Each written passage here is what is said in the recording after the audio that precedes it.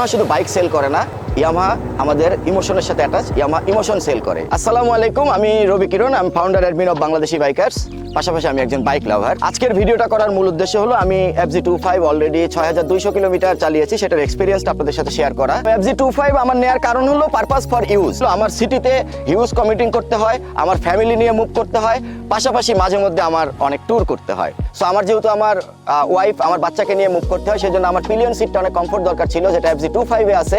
মাইলেজটা পাশাপাশি most important. আমি এখন পর্যন্ত ঢাকা সিটিতে মাইলেজ পেয়েছি অ্যারাউন্ড 35 এবং হাইওয়েতে 40। ইয়ামাহা বরাবরই ব্রেকিং এর সেরা। আমার কাছে মোস্ট ইম্পর্টেন্ট যেটা, সেটা হলো 0 to 100 কত দ্রুত উঠে, তার চাইতে আমার কাছে মোস্ট ইম্পর্টেন্ট 100 to 0 আপনি কত তাড়াতাড়ি নামাতে পারেন। আমি আমার ট্যুরের একটা ছোট্ট এক্সপিরিয়েন্স শেয়ার করি। আমি ট্যুর থেকে ব্যাক করার সময় আমার গাড়ি 90 to 95 অ্যারাউন্ড এই টাইপের স্পিডে ছিল। তখন আমার ইনস্ট্যান্ট এমার্জেন্সি একটা ব্রেক করার প্রয়োজন হয় একটা ইনসিডেন্টের কারণে। আমি তারপরে জাস্ট এটার ব্রেকিং এর একদম ফিদা হয়ে গেছি ডুয়েল চ্যানেল এবিএস। তো dual channel ABS breaking a যে কনফিডেন্স দেয়, সেটা রাইডিং এর ক্ষেত্রে আপনার কনফিডেন্সটাই অনেক বাড়িয়ে দেয়।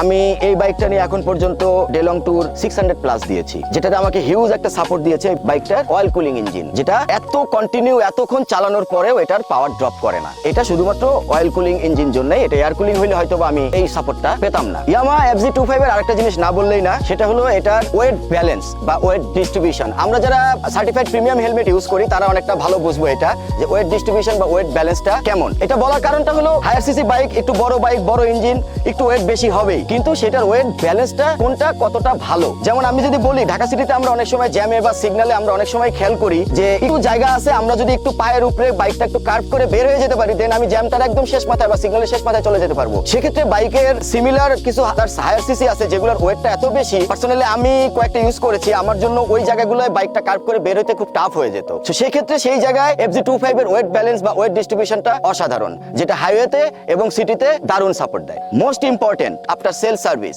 আমি সেল সার্ভিসের ব্যাপারে সবসময় যেটা প্রেফার করি, আমি অফিসে যাব বা আমার বিজনেস প্রতিষ্ঠানে যাব, যাওয়ার সময় আমি বাইকটা রেখে চলে যাব, দেন আমি কাজ শেষ করে যাওয়ার সময় সার্ভিসটা কমপ্লিট হওয়ার পরে আমি বাইকটা নিয়ে চলে যাব। এটার জন্য ট্রাস্টেড একটা প্লেস, ট্রাস্টেড একটা জায়গা, যেখানে আমি নিশ্চিন্তে বাইকটা রেখে যেতে পারি এবং যে প্রবলেমগুলো বলি তারা সেই প্রবলেমগুলো সুন্দরভাবে সলভ করে দেয়।